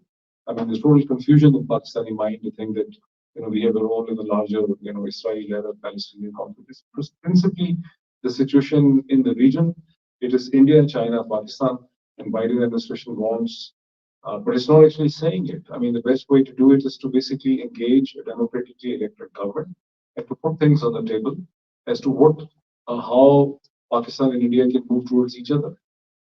And once again, most of the problem with India has been the Pakistani military's problem. It has not been the Pakistani democratically elected government's problem. It was not Nawaz Sharif, it was not Imran Khan, it was not Zardari. So it's a totally misdiagnosed, if you start looking for medical science, it's a misdiagnosed thing. And appendicitis has been converted into cancer. And they are treating it without admitting what they are treating. Something like that is happening. Question for you, and thank you very much for your, opinion, wherever you gave, calling straight as very few people in this building do that, right? But, what is one suggestion that we have for Pakistan, First Pakistan Global, which is, reactionary organization, got birth because a couple of professionals wanted to do beyond their, sitting in the drawing room, they wanted to be beyond something and do something that civilized way of do and approaching their representative. Whereas on one side, I hear him out, telling us keep, persistently doing what you're doing, keep on calling and talking to your congressman and all at the same time, Abigail's congressman was here, that's very helpful, but at the same time, 18 months of advocacy and nothing has changed. If anything, it has gotten worse back home. There are, families are being threatened, which kind of discourages and a little bit of you lose interest in that, and this young congressman from, Texas saying that I don't know nothing about the situation kind of again discourages you. So what is the thought that you have that we should be doing First Pakistan Global, if we want to continue this platform at advocacy? Do you have any suggestion for us? Yeah, and I think there's, there's no exact, it's not an exact science. Every situation is different, and I think what we need is to have people with expertise, people who have the pulse on what's happening in the country and how people are reacting, and history, and then connecting with people who have kind of done campaigns on Congress and impacted policy in other areas, and those two things together, you can kind of bounce ideas back and forth and kind of experiment. But there's no one solution. But I think the basic idea is with the level of support you have, you have. I'm trying to remember the exact number. It was over 60 on the Fitzpatrick-Spanberger letter. Over 60. 66. But you look at it, and it's got foreign affairs members on it, a lot of prominent members. So if you have not done another, been involved in a different movement before, you might not know. That's a really impressive turnout on that letter. But you look at the tone of the letter, and the tone doesn't match the gravity of the situation right now. But so now, you have, those of us who've kind of done this over years, like how many letters we've done on Yemen, so many letters now over 9 years, and you can escalate the tone. And so, like, for example, I think it'd be time to go back to those members, ask them to kind of strengthen the tone and really start to make arguments that's going to make the administration say, these are tough. Wow, they are turning up the heat. They're not being so friendly. Like, this is something that if we don't respond to it, there's a threat here, there's going to be a cost. These are the types of things that can be discussed. And I think that with such a short time till the election may happen, it may be the time, our team will probably we have a lot going on with Gaza, but I think it's the time to like turn it up and to like convene a set of groups, all the groups that are interested, maybe just do weekly meetings at a minimum and strategize on a day-to-day basis until that time, because it is such a critical moment. But I think we have to explore ways to turn up the pressure in terms of letters, in terms of media strategy, things like that. Yeah, but everyone, it's on the right page, but I think, yeah, we can. So let me tell you this thing, since the session is going, we were expecting from Mark Baumann and Eric Swalwell to join, but they'll not be able to come, so we can take a few questions and then we can break for the tea. So let's quickly take some questions and yes. So Eric, like you mentioned, right, we've approached the legislators, the policymakers. We've been doing this in the past, but now I would like to direct my question to Iman, right? So we have, in Pakistan, as you were briefed, the situation is unprecedented, and the whole culture of Pakistan is such that the sanctity of women is the most important, and which is being violated right now. So women are, I'm not able to speak what they're going through right now on camera, but my question to you is, what can we do? Not that I'm trying to undermine the issue of, the enormity that Palestinians are facing, but I want to ask you, what can we as First Pakistan Global do to work together hand in hand on the human rights organization side, to work with similar, your partner organizations to magnify this issue so that other similar organizations, they own up to this issue somewhat in the same way as they own the Palestinian issue. Of course, I mean, like I said, again, Palestinian issue is a much more, graver issue, but what would you want from us going forward that we can do, and we can, magnify this and bring this to the forefront to, not only with Engage, but other organizations as well that you guys partner with. Thank you. Yeah, I mean, Engage hosts what we call a Muslim city table. And within our 7 state chapters, we bring Muslim organizations on monthly meetings where we discuss everything that we're working on. And this has been a top line issue. We've had opportunities to engage with the State Department, not just on the situation with the elections, but also with the flooding. We've engaged Congress. We've had opportunities to engage with NSC members. And what we just continue to need is the information you all have.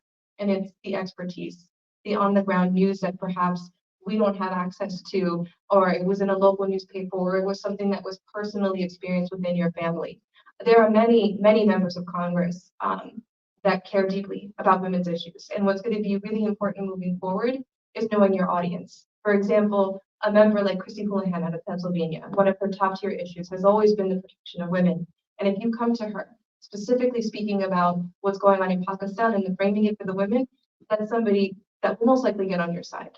Now there's other members who that may not be their priority issues, but they care about protecting democratic values. So knowing how to tweak that language while sharing the expertise would be really critical to helping move this forward.